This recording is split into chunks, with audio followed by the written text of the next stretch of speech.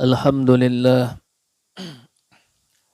alhamdulillahillazi amarna bitarkil manahi wa fi'lit ta'at. Asyhadu an la ilaha illallah wahdahu la syarika lah. Wa asyhadu anna sayyidina Muhammadan abduhu wa rasuluhu da'i biqaulihi wa fi'li ila rasad.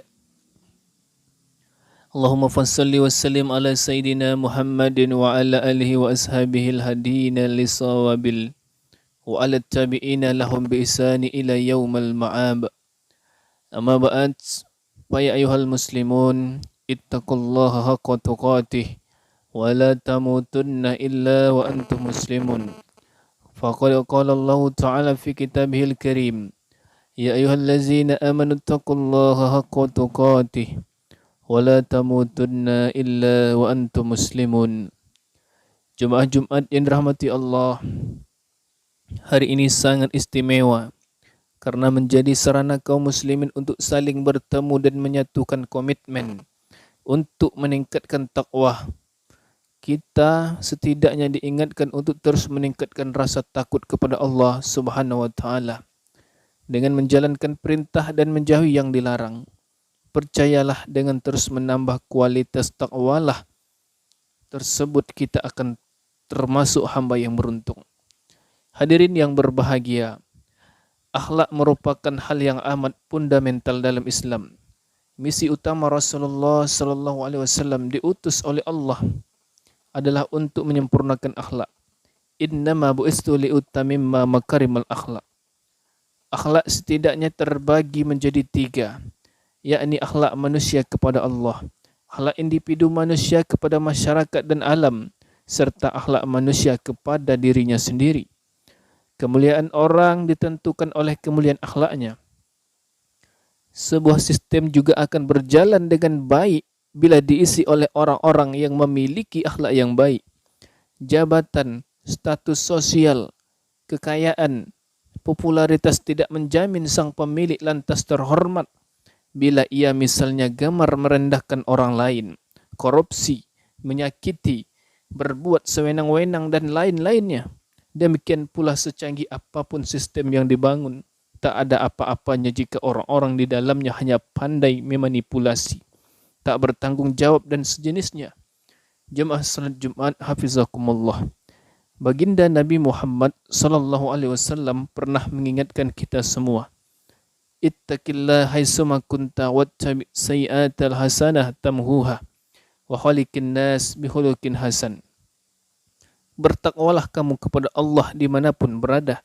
Iringilah perbuatan buruk yang sudah dilakukan dengan perbuatan baik yang dapat menghapusnya. Dan berakhlaklah kepada orang-orang dengan akhlak yang baik.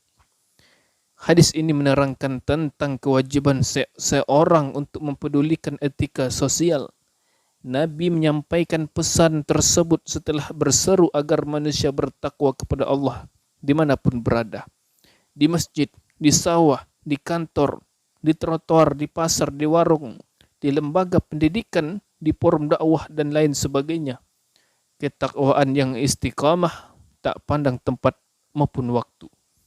Rasulullah juga berpesan dalam hadis itu untuk tidak membiarkan keburukan berlarut-larut dengan menggantinya dengan perbuatan baik. Para ulama mengaitkan kalimat wa khaliqin nasa bi khuluqin hasanin sebagai imbauan tentang pergaulan sosial yang baik. Sesuai arti yang tersurat, berakhlaklah kepada masyarakat dengan akhlak yang baik.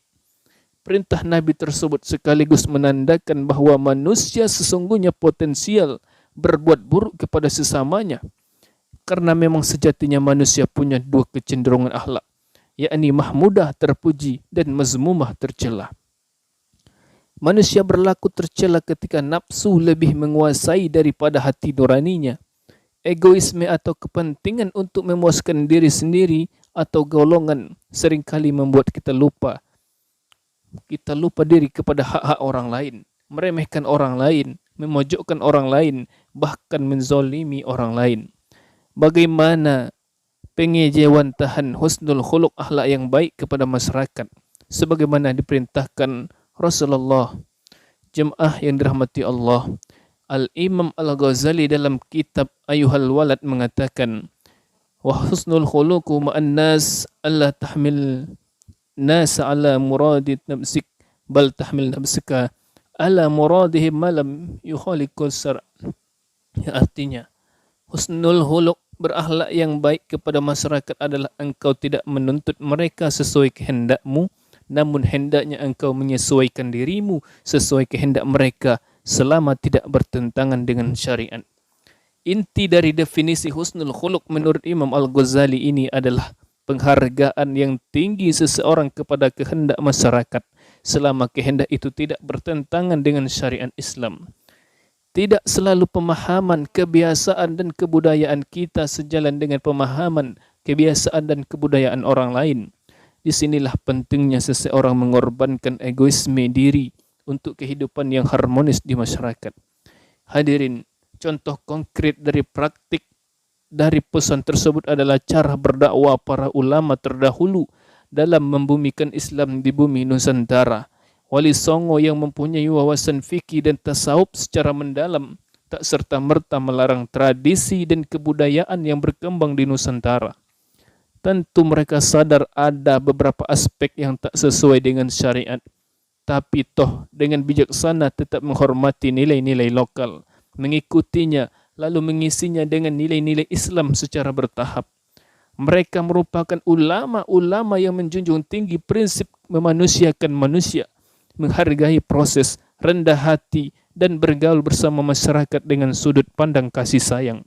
Padahal dengan kapasitas, status sosial, bahkan kekuasaan yang dimiliki, mereka waktu itu bisa saja memaksa penduduk pribumi untuk memeluk ajaran Islam dan meninggalkan seluruh tradisi dan adat istiadat lokal. Tapi itu tidak dilakukan karena memang menyalahi ketentuan wahalikin nasa bihulukin hasanin. Jamaah salat Jumat rahimakumullah, senada dengan Imam Al-Ghazali, salah seorang ulama Nusantara, Syekh Nawawi Al-Bantani, mengartikan berakhlak kepada masyarakat huwa muwafaqahun nas fi kulli syai'in ma adal ma'asi. Berakhlaklah yang baik adalah mengikuti konsensus tradisi dalam segala hal selama bukan kemaksiatan. Pengertian ini berangkat dari kecerdasan para ulama kita bahwa masyarakat punya kebudayaan atau tradisi yang berbeda.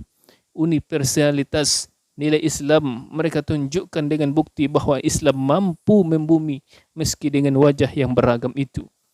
Tradisi halal bihalal misalnya adalah contoh dari menyatunya nilai-nilai Islam dengan budaya di masyarakat. Nilai persaudaraan dan saling memaafkan dalam Islam bersatu dengan keguyuban dan tradisi kumpul-kumpul orang Nusantara. Itulah mengapa halal bihalal tak lazim di Timur Tengah atau belahan dunia lain, karena memang terkait dengan kebudayaan khas Nusantara. Tidak ada yang berubah dengan Islam, terutama yang berkenan dengan ibadah mahdhah. Hanya saja praktiknya yang bersinggungan dengan tradisi. Masyarakat bisa berbeda di setiap daerah, tentu dengan catatan tradisi itu tidak bertentangan dengan syariat. Jemaah salat Jumat yang berbahagia, karena sangat menghargai kearifan budaya yang berkembang di masyarakat, berakhlak yang baik kepada orang lain, juga menghindari gampang memponis sesat orang lain, menuduh munafik dan menuduh syirik dan lain sebagainya.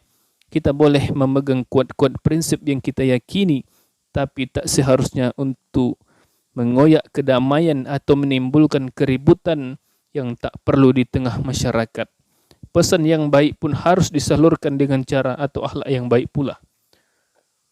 Semoga kita semua terjaga dari akhlak yang buruk, baik kepada diri sendiri, kepada masyarakat dan alam, serta lebih-lebih kepada Allah. Semoga kita termasuk dari umat Nabi Muhammad yang berhasil diperbaiki akhlaknya, mendapat ridhanya dan memperoleh syafaatnya. Amin ya rabbal alamin. Barakallahu li wa lakum fil Qur'anil azim wa nafa'ini wa iyyakum bima fihi min ayati wa zikril hakim. Wa taqabbalallahu minna wa minkum tilawatahu wa innahu huwas samiul alim. Wa aqulu qawli hadza fastaghfirullahal azim innahu huwal ghafurur rahim.